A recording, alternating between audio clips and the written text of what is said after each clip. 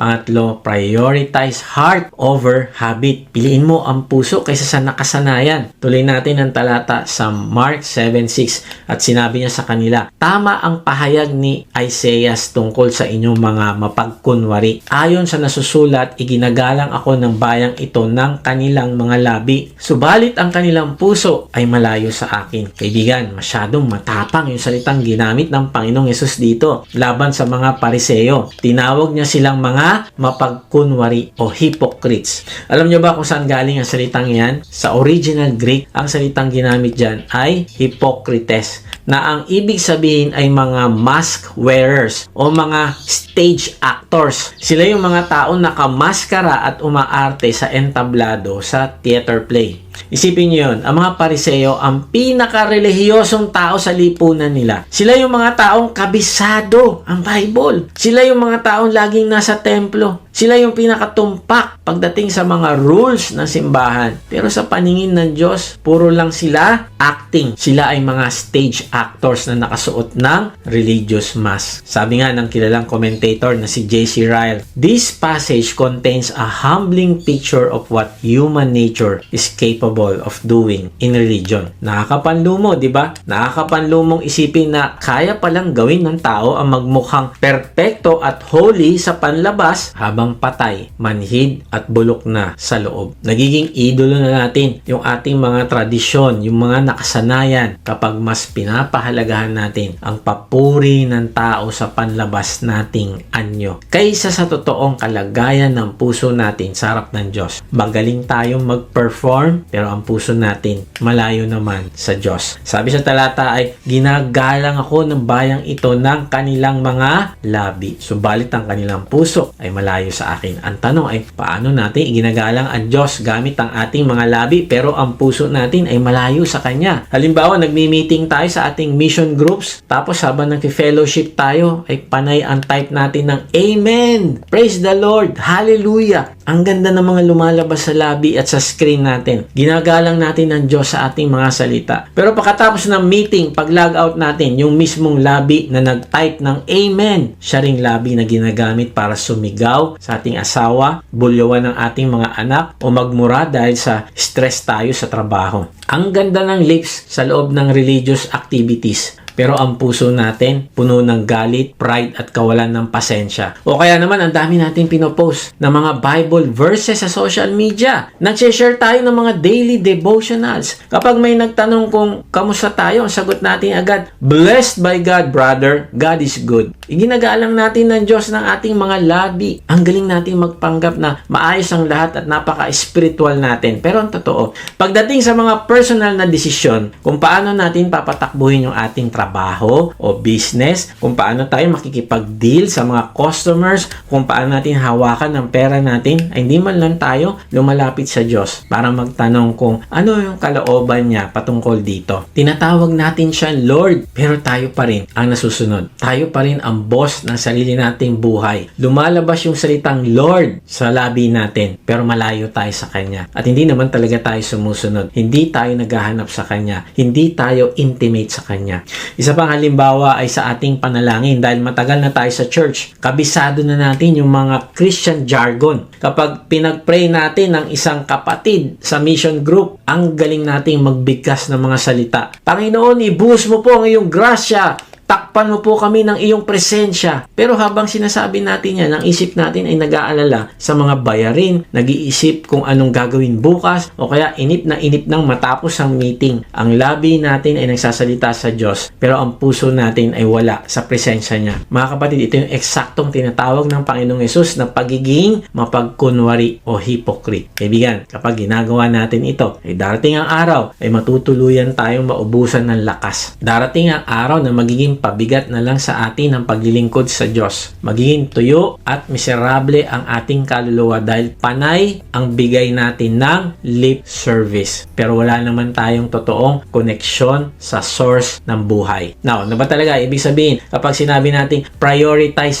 heart over habit o piliin ng puso kaysa sa nakasanayan? Sa madaling salita, ito yung pagpili na magkaroon ng totoong relasyon sa Diyos imbis na naka-autopilot na lang tayo sa pagka-Kristiyano natin. natin. Malaki kasi ang pinagkaiba ng pusong in love talaga sa Panginoong Hesus kumpara sa taong sumusunod lang sa nakagawian. Gusto ko linawin ito, mga kapatid, na hindi pinagbabawal ng Panginoong Hesus ang pagkakaroon ng spiritual habits. Importante yan. Kailangan naman talaga ng disiplina. Kailangan natin maglaan ng oras sa pagbabasa ng Bible, sa pananalangin at sa pag-attend ng ating mga fellowships, mission groups at iba pa. Kaya lang napapahamak na tayo ng disiplina kapag yung mismong routine na natin ang pumapalit sa Diyos. Delikado. Kapag ang focus mo na lang ay matapos yung religious to-do list sa halip na kausapin at maranasan talaga ng malalim ang Panginoon. Minsan may mga times na worship na naman, okay, sige, punta tayo sa church. Pero pagdating doon, lumilipad ang isip. No, kaibigan, kung puro ka lang habit o nakasanayan, pero wala ka namang heart, idolatry na yan. Kaya kung bago ka mag-worship, sabi mo muna, Lord,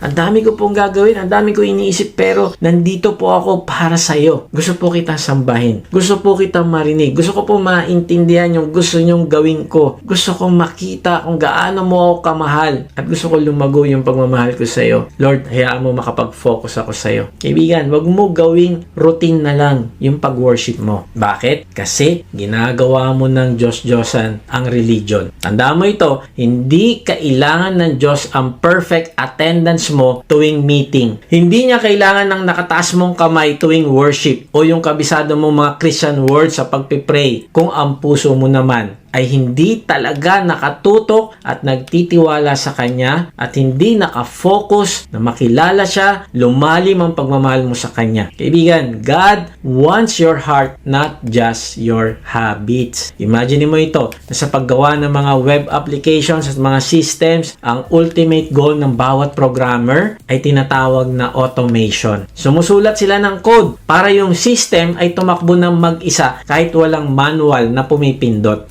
Magandang automation sa mga negosyo at sa mga apps. Ako, yun yung ginagawa ko. Napapadali nito ang buhay natin. Pero alam nyo ba kung saan nakakamatay ang automation? Nakakamatay ito sa isang relasyon. Hindi mo pwedeng i-automate ang pagmamahal mo sa Diyos. Tama ba? Sa iyong asawa o sa mga anak mo, hindi mo pwedeng i-automate ang pagmamahal mo sa kanila. Hindi ka pwedeng mag-set ng alarm at sabihin, automatic na yan, love na kita. No. Kailangan ng manual, intentional at personal na presensya. Kaibigan, kanina ay na-quote natin ng isang sikat na pastor at manunulat na si A.W. Tozer. Siya ang nagsabi na Christians don't tell lies. They just go to church and sing them. Napakagaling ni Tozer.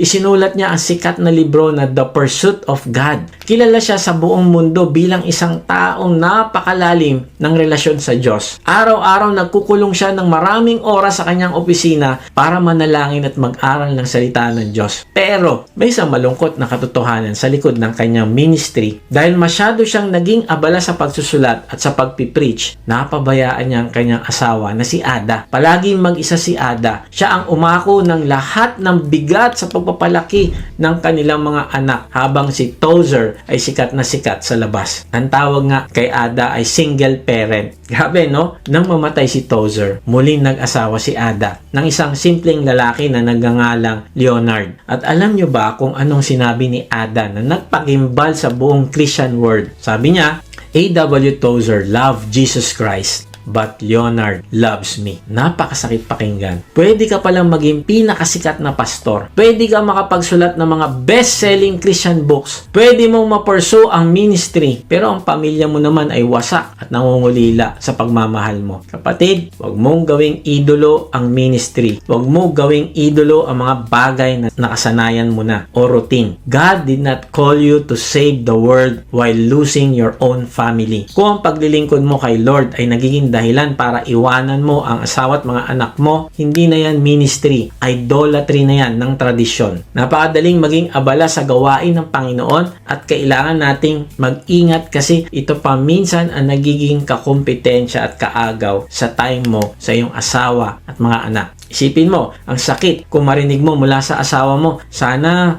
ako na lang ang church mo. Sana ako na lang yung discipleship group member mo. Sana ako na lang ang ministry mo. Kasi kapag may kailangan ng ibang tao, isang text lang, nandun ka agad. Pero kapag kailangan ka namin ng mga anak mo, ang laging sagot mo, pasensya na, para kay Lord ito. Mga kapatid, yun tinatawag na modern korban. Tinatakpan natin ng mga parang banal na gawain ng ating pagkukulang. At isa pang iingatan natin na sa dami ng inaasikaso natin sa pagpapalago ng ating career o negosyo at paghahanap buhay, sa pag-aalaga ng mga anak, lalo na kapag may matitinding adjustment sa pag-aaral o schedule nila, o busy tayo sa pag-lead ng ating mga mission groups, napakadaling sabihin na ginagawa natin ang lahat ng ito para sa Diyos. Pero ang totoo, baka nagpe-perform na lang tayo. Tingnan natin yung sarili natin. Ginagawa ba natin ito para kay Lord o nagpe-perform na lang tayo para makita ng iba na tayo ay good Christians? Ang ganda ng itsura natin sa panlabas habang ang ating pamilya at ang ating sariling kaluluwa ay tuyot na at nagmamakaawa para sa totoong nagmamahalang relasyon sa Diyos. Wala na yun eh. Kaibigan, kailangan nating unahin yung mga dapat unahin. Kailangan i-prioritize yung dapat bigyan ng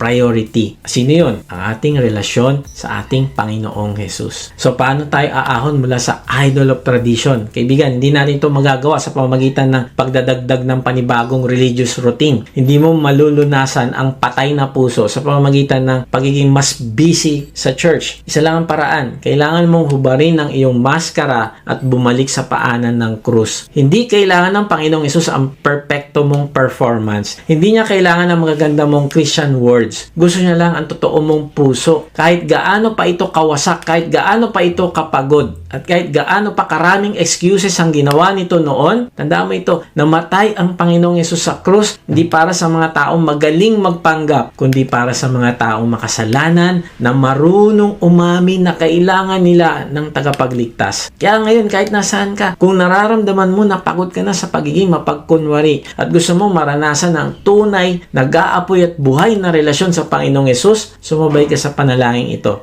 Ipanalangin mo ito na may pananampalataya sa Kanya. Sabihin mo, Panginoong Hesus, lumalapit po ako sa inyo ngayon nang walang tinatago. Inaamin ko po na madalas ang mga labi ko lang ang nagpupuri sa iyo. Pero ang puso ko ay milya-milya ang layo. Patawarin niyo po ako sa paggawa ko ng mga excuses. Patawarin niyo po ako sa paggamit ko sa inyong pangalan para pagtakpan ng aking mga kasalanan, ng aking pride at ang pagpapabaya ko sa aking pamilya. Panginoon, pagod na po akong mag-perform. Pagod na po akong sumunod sa tradisyon na walang pag-ibig. Kaya ngayon, ibinibigay ko sa inyo ang aking wasak at pagod na puso. Pumasok po kayo sa aking buhay. Kayo po ang maging tunay na Panginoon at tagapagligtas ko. Basagin niyo po ang katigasan ng aking puso at palitan niyo ito ng pusong nag-aapoy sa pagmamahal sa inyo at sa aking kapwa. Turuan niyo po akong mamuhay ng totoo, malaya at puspos ng inyong banal na spirito. Amen. So, paano ba natin mapagtatagumpayan ng idol of tradition? Una, inspect your routines. Suriin mo ang iyong mga nakasanayan. Tanong natin sa sarili kung masyado na ba tayong naging komportable sa mga ginagawa natin paglinggo, kaya nakalimutan na natin ang totoong presensya at pag-ibig ng Panginoon. Pangalawa, stop the loopholes. Itigil ang mga pagpapalusot. Ihinto natin yung paggamit ng mga Christian words, ng theology at ng mismong gawain sa church para pagtakpan